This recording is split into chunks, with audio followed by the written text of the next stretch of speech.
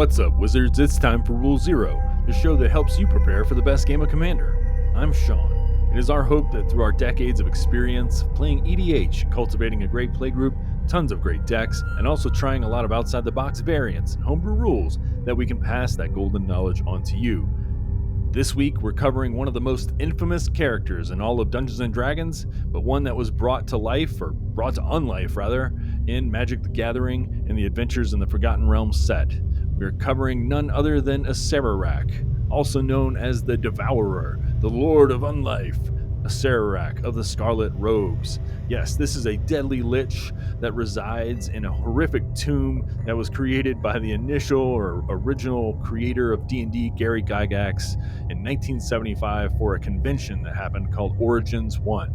Gygax designed this adventure both to challenge everyone that was playing, particularly those who called themselves quote-unquote expert players and thought that they could best any challenge. He took that mantle up and decided to make one of the most long-lasting, most beloved, but also terrifying adventures that would ever happen in Dungeons & Dragons. And so Acererak was brought to Magic the Gathering as one of the most iconic characters of the realm, and it has lived on in almost every edition of D&D since. So we, ironically, will not be venturing into Acererak's Tomb of Horrors, because if we were to do that, our adventure, just like every other player character's adventure who's ended or has ended up there, would die. In terms of Magic the Gathering, we would not be able to run any more dungeons with Acererak if we go there. And so without further ado, let's go ahead and introduce this Archlich itself, and talk about what the game plan is for this deck. Acererak the Archlich. For 2 and a black, you get a 5/5 legendary creature zombie wizard. When Acererak the Archlich enters, if you haven't completed Tomb of Annihilation, return Acererak the Archlich to its owner's hand and venture into the dungeon. Whenever Acererak the Archlich attacks, for each opponent, you create a 2/2 black zombie creature token unless that player sacrifices a creature. So, we are never going to complete the Tomb of Annihilation dungeon, which is one of 3 different dungeons that were created in the Adventures in the Forgotten Realms D&D set. However, we don't need to, and instead, we will be traveling mostly through 2 other dungeons, which I will share on the screen right now. The first one we go into is often the Lost Mine of Phandelver. The first room is a Scry 1. The second gives us the option of creating a treasure or a goblin, depending on whether or not there's pressure on the board trying to attack us, or if we need to have more mana ramp. From those 2 rooms, we have a couple different options, but I often choose the treasure room. So from that point on, you can either cause each opponent to lose 1 life and you gain 1 life, or you can give a target trouble creature, maybe even like a commander, a Voltron commander, -4, -0. And then the final room of the Lost Mine of Phandelver is to draw a card. It's a pretty quick dungeon that you can get through in the early game, and so it helps you get to the final place where Acererak will thrive, and ultimately this is where we will run, quote unquote, the dungeon, just constantly bouncing the Lich up and down in his own little bounce castle until he gets through the Dungeon of the Mad Mage. The first room in that is where you gain 1 life. We're not going to talk about the descriptors. If you play D&D, you know the descriptors. They seem kind of cool, like this is the yawning portal or whatever, but we're not going to talk about those because we're just going to save some time. We really just care about what the effect is. The second room, Scry 1. After that, we have a choice. We can either create a treasure token, or we can have target creature not attack until our next turn. Use as you wish. Often I'll get just the treasure though. Next, we scry 2. Then we can either exile the top 2 cards now that we've seen both of them, perhaps, if we've left them on top with that previous scry, or we can create 2 black skeletons if we just need some more blockers. Finally, we have scry 3, and leading into the ultimate, so to speak, of this dungeon, the Mad Wizard's Lair, draw 3 cards and reveal them to everybody. You may cast one of them without paying its mana cost. So we're going to set up through 6 different scries in this dungeon, hopefully, a payoff card that allows Acererak to either keep going back through this dungeon, because once you complete 1 dungeon, you just re-enter it and keep going, or something that like reduces his mana cost, or something that pays off in that every time Acererak will bounce from that point on, he will be able to drain the board of life, just like a Lich would like to do. It's very important to realize that this deck is a combo deck. So besides having tutors and all kinds of stuff like that in the deck, we have a lot of redundancy built in. And so you may be able to draw into the combos that you're looking for. And the Dungeon of the Mad Mage is really the best dungeon for that. So let's kind of briefly go over some numbers of what we're looking at here. This dungeon allows you to gain 1 life, scry a total of 6 times in 3 different rooms, create a treasure token, and make 2 black skeletons before the payoff happens. So the payoff is that you get to draw 3 cards and then cast one of those cards for free. Now, if you're looking for maximum value and you're doing your utmost to try and dig into an answer or into a combo piece, say I'm trying to dig into a black board wipe or something like that, a toxic deluge, for instance, then this is a really incredible dungeon. Think about how many cards you're getting to see if you were to completely maximize this dungeon. Not only do you get to scry 6 cards to the bottom, but you also get to, instead of making 2 skeletons in that second to last room, you may be able to exile the top 2 cards and then cast them off the top. You still have to pay for them, but you could scry 6 to the bottom, exile 2 more cards. That's a total of 8. And in the final room, you're getting to draw 3 more and cast one of those for free. That's a total of 11 cards deep into your deck. That's a really incredible rate. And it's one of the reasons that this deck is pretty good at finding what it needs in the moment, even if you don't have like a vampiric or a demonic tutor, because you may be able to draw into one of those, if nothing else. So, without further ado, let's talk about one of the 2 types of cards that you want to run in this deck for sure. And we're going to use our Moxfield homepage just to kind of go through the cards very quickly and organically, show you what we're talking about. For the podcast version, I'll read the cards out loud that are important, so you're not going to be left out in the cold. First, we want cost reducers for Acererak. Then we want payoffs for casting Acererak the Archlich over and over and over again in his little bounce castle of delights. So the cost reducers in this case will be cards like Defiler of Flesh, a card that helps us go infinite in some cases. For 2 colorless, 2 black, a creature Phyrexian Horror 4/4 has menace as an additional cost to cast a black permanent spell. You may pay 2 life. Those spells cost 1 black less to cast if you paid life this way. This effect reduces only the amount of black mana you pay. Then there's this added piece where if you play a black permanent spell, then you can kind of give a +1/+1 temporary buff to a creature and menace. That's not really going to come into play that often unless for some reason you can swing with a skeleton or something like that to deal a lot of damage. I mean, I guess it could happen, sure. Let's not rule it out. But what this card is here for, if you haven't put it together yet, is that it turns the black pip in Acererak's mana cost into a Phyrexian mana. So that means that you could use 2 life instead of paying any mana at all. And if you have another cost reducer on the table, something that makes your creature spells cost 1 or 2 less, or you have multiples of the ones that make it cost 1 less, which is totally doable, then Acererak is technically free, only costs 2 life.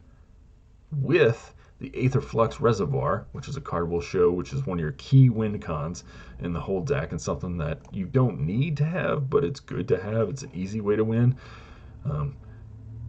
That life loss will be totally negated, and then from that point, you will just be able to win. You'll just be able to go infinite and dome everyone for a jillion life. Aetherflux Reservoir, 4 mana artifact. Whenever you cast a spell, you gain 1 life for each spell you've cast this turn. That's why it's important to kind of keep track of the storm count in this deck. And you pay 50 life, Aetherflux Reservoir deals 50 damage. 50 to target creature or player. Why you would want to do that to a creature, I have no idea. But hopefully you don't have to for some reason, because that would be really scary. But yeah, you just dome people for 50 with this. And so with Defiler of Flesh on the table, let's go ahead and pull him up again. That Phyrexian mana for the 1 black mana will quickly be negated as you'll be gaining 2, 3, 4, 5 life for every single time you've cast Acererak. So you'll start to gain more life, actually, and then be able to go on your merry way. Another cost reducer that we use in the deck is Joyver's Familiar, 4 mana, artifact creature bird, 2/2, historic spells cost 1 less to cast. That is Acererak. He is a historic creature. Then we have Undead War Chief, 2 colorless, 2 black, creature zombie, 1/1. Zombie spells cost 1 less to cast. Acererak, guess what? he's a zombie. Then, further on, we have some other cost reducers. And in this, I might even add, like, what are cards that make us a ton of mana? So let's not pass up this fun one. Bubbling Muck for 1 black sorcery. Until end of turn, whenever a player taps a swamp for mana, it produces an additional black mana. You know what that sounds like? It sounds like High Tide for swamps. And in this deck, we run almost, I don't know, like 85% basic swamps. So all of our swamps are going to make 2 now. Great times. Another card that does this occasionally, Liliana the Dark Realms. 2 colorless, 2 black, 3 loyalty planeswalker. Liliana searches for a swamp, puts it into your hand as the +1. However, if you get to the -6 emblem, then you are living the dream, friends. Because the emblem says swamps you control have tapped to add 4 black mana to your mana pool. There's another old Alliances land that does this same trick. We'll leave it to the trivia buffs out there. Tell me what it is. I used to own one, and then I traded it off because it's selling for like 50, 60 bucks at that time, and probably more now as it's on the reserve list. So let's go to further down, cost reducers in the artifact section of the deck. As we're flipping around, here we go. We have none other than Jet Medallion. 2 colorless, artifact. Black spells cost 1 less to cast. Boom, that's great. Bantu's Monument, 3 colorless, legendary artifact. Black creature spells cost 1 less to cast. And whenever you cast a creature spell, you drain all opponents for 1. You gain 1 life. That's a win con in itself and a cost reducer all in one beautiful package. Next, Cloud Key, 3 colorless. As Cloud Key comes into play, choose artifact, creature, enchantment, instant, or sorcery. You choose creature. Spells of the chosen type cost 1 less to cast. Herald's Horn. Again, redundancy is one of the key things to this deck. Herald's Horn, choose a creature type. Creatures of the chosen type, you choose zombie, cost 1 less to cast. At the beginning of your upkeep, then you can look at the top of your library. You might find a zombie there with this ability, and if you do, you can put that card in your hand, and then you draw for turn. So you draw 2 cards effectively, even though you have to reveal the zombie to everyone else. Another card that does cost reduction, Semblance Anvil. For 3 colorless, artifact, imprint. When Semblance Anvil enters the battlefield, you may exile a non-land card from your hand. So what you want to exile usually would be a creature, but if you can get artifact creature, if you can exile, say, that Joyrus Familiar from earlier, what you can do is you can reduce the cost of all artifacts by 2 and reduce all creatures by 2, because whatever is imprinted on Semblance Anvil, whatever types, it could be multiple types, right? Those types get -2 to their mana cost, basically. So this is a pretty powerful card, but it's incumbent that you have something else in your hand. So every once in a while, it will sit and rot. The power level of it is so high, though, that I think you'll be safe playing it. Another card that increases all your mana by a bajillion, Cage Sun, 6 mana, artifact. As it enters the battlefield, choose a color. We choose black. Guess what? Creatures of the chosen type get +1/+1, and whenever a land's ability causes you to add 1 or more mana of the chosen color, add 1 additional mana of that color. What an insane way to say, when you tap your land, add 1 extra mana. So everything makes double. Another card that we have from the newer Wilds of Eldraine commander set, I think, is Throne of Eldraine. For 5 colorless, legendary artifact. Enters the battlefield, choose a color. You choose black. Then you can tap to add 4 mana of the chosen color. Spend this mana only to cast monocolored spells, not a problem. And then you can pay 3, tap it, draw 2 cards, spend only mana of the chosen color to activate this ability. Again, monocolored decks can profit highly off of Throne of Eldraine, and this deck is no different than that. Another card that buffs up your mana production, Carnival of Souls. For 1 and a black, you get to run this hilarious looking art. An enchantment, whenever a creature comes into play, you lose 1 life, but you gain a black mana. And so this will help you in the mid game, I think, mostly in making Acererak technically cost 2, although it costs 3 to put him out initially. You'll get 1 black mana back for it.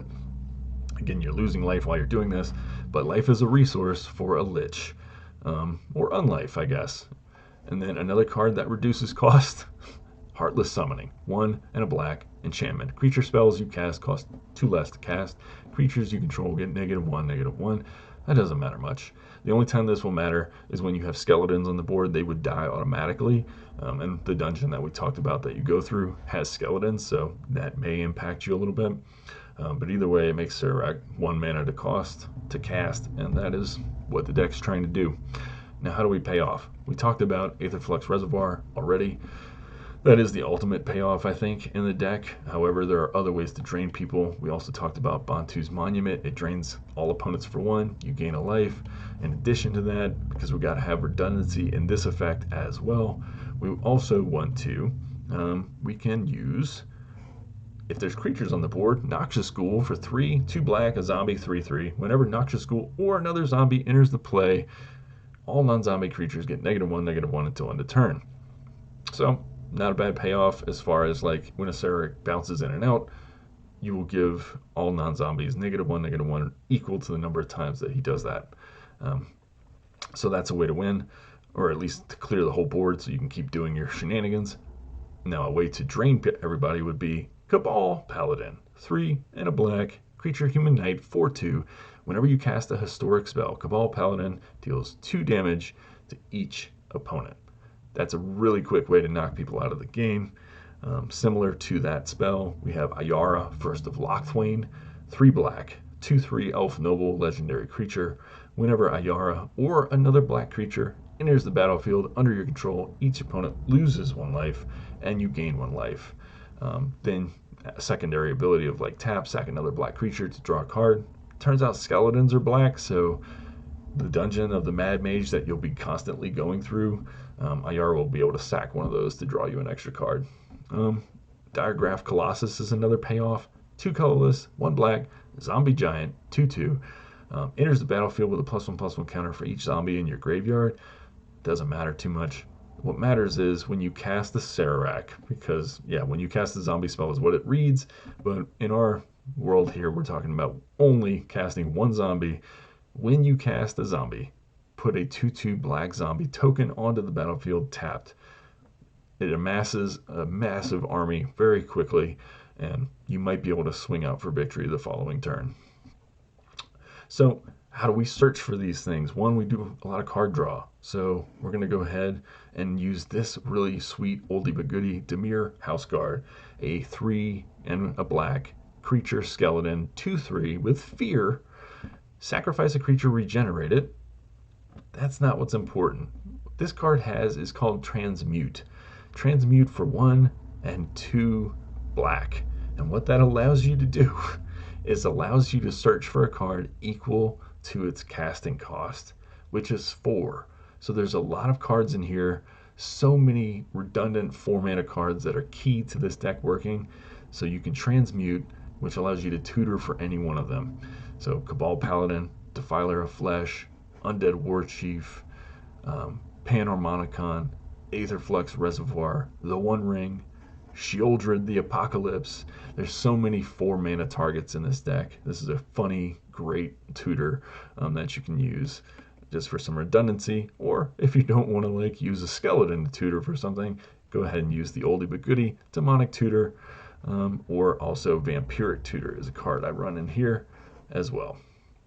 Now, how do you protect yourself? Well, you have tons of board wipes. What if you don't have a board wipe? Well, you can run this classic card, Darkness. This is a black fog. That's what this is. It's instant, 1 mana, 1 black mana.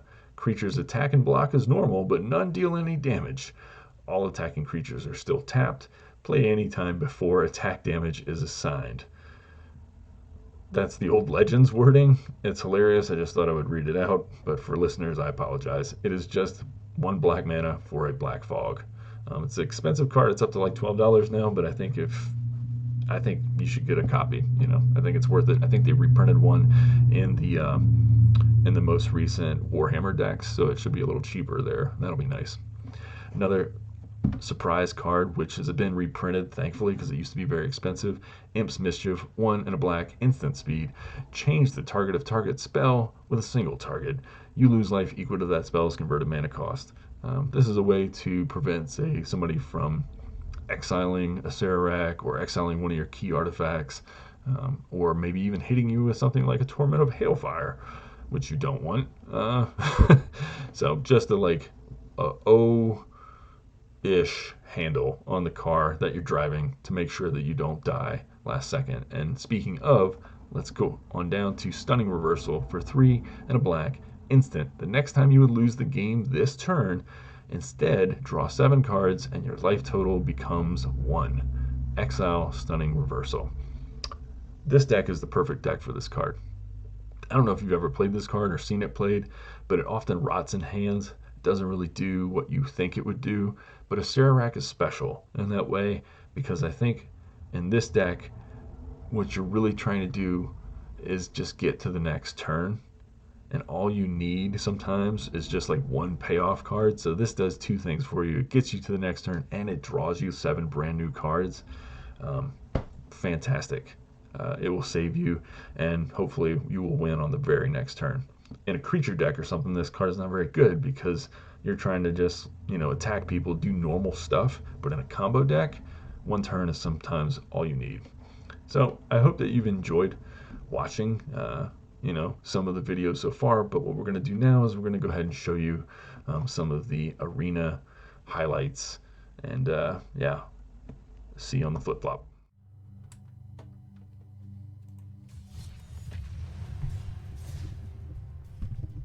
Well, hello. We are here playing Arena Brawl with Acererak, trying to get you a good game. I had to re-record because I'm trying to learn the audio in OBS. And in a previous video, the sound was way too loud as far as the master volume on Arena. And so all I could hear was the music from Arena, and my voice was just muttering underneath it. Let's look at this hand. We have a 2-mana Mana Rock. We have a Paradox Engine. And we have Urza's Incubator, which allows us to reduce costs for spells by 2. And we have a Cosmos Elixir. It has no interaction, but we are going first. I think I'm going to try it. And what I may do is since I have the Incubator, I may hit the Cosmos Elixir on the Semblance Anvil to reduce artifact cost so that I can play the Incubator. Ooh, always with the combi of the Bamboo Groves, a alchemy only card, which gives green extra ramp, which is exactly what they don't need. The only way we can get really screwed up here, I think, is 1, we don't draw a land. That would be bad. 2, if they start destroying our artifacts. That would be also terrible. Okay, sure. Okay, we did not draw a land. The question is, the Kami doesn't really matter. I think we need to Semblance Anvil on the Cosmos Elixir.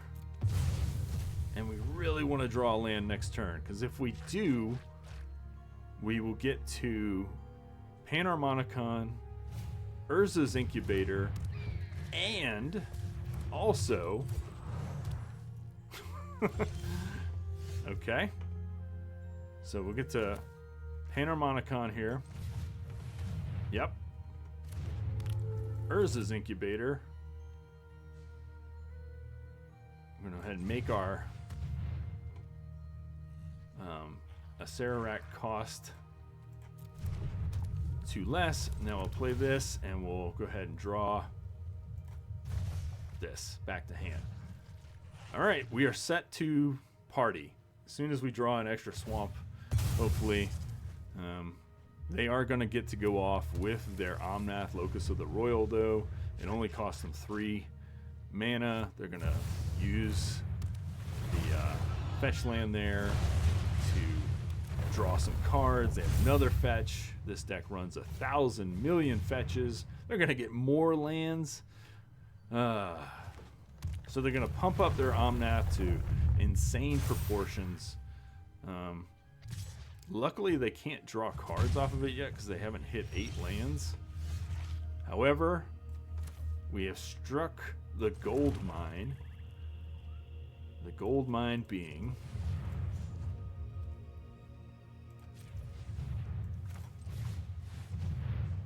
Gilded Lotus. Panharmonicon. If they have no way to interact with this stuff, and I don't think they do, they lose. So, unfortunately, they didn't really get to show you what the deck does. But because Paradox Engine is a infinite combo, we'll go ahead and show you how that looks in the build. If you're unfamiliar with it, whenever you cast a spell, untap all non-land permanents you control. So, I cast that for 3 mana, or I cast Gilded Lotus for 3 mana, which is right above it. It taps to add 3 of any color, it adds black. I then had 5 mana available. I was going to be able to cast Paradox Engine for 3 of that. Then I have 2 black floating. The Acererak only cost me 1 at that point because the Urza's Incubator had reduced its cost by 2. And that allows me to untap using Paradox Engine's ability to untap all non-land permanents, the Gilded Lotus. So I make 3, and then every time I cast Acererak, I can untap Gilded Lotus, make 3 more. And even without any kind of cost reducers, that in itself is an infinite combo. You just don't net any mana, so to speak.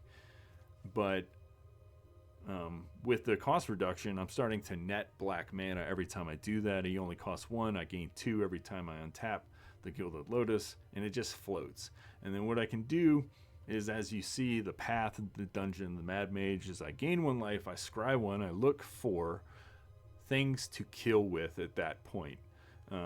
I will scry to the bottom anything that is not like a Bantu's Monument, or Ayara, I think is the... Yeah, Ayara, First of Lochthwain. So anytime a creature enters, they get drained for 1. Or perhaps a Cabal Paladin. Anytime I cast a historic spell, it deals 2 damage to each opponent. All the cards that I showed you earlier. And that's honestly one reason I really like playing in Brawl. Especially nowadays, like there's more and more cards available on here. And so you get to pretty much make a Acererak deck that's like close, you know, to what you would play in paper. And so it lets you get those rotations in so you can keep like, or those repetitions in so that you can keep learning how to play the deck very fast, efficiently, quickly. Anywho, that's the long and short of it. Thanks for watching, and hopefully you enjoyed this video. If you have any thoughts, comments, go ahead and leave those below. Would love to hear from you. We are now on Blue Sky, by the way, so if you're interested in talking with me, that's probably a better place to do it. I do enjoy it a bit more than X, considering that X was just so full of advertisements and also porn bots.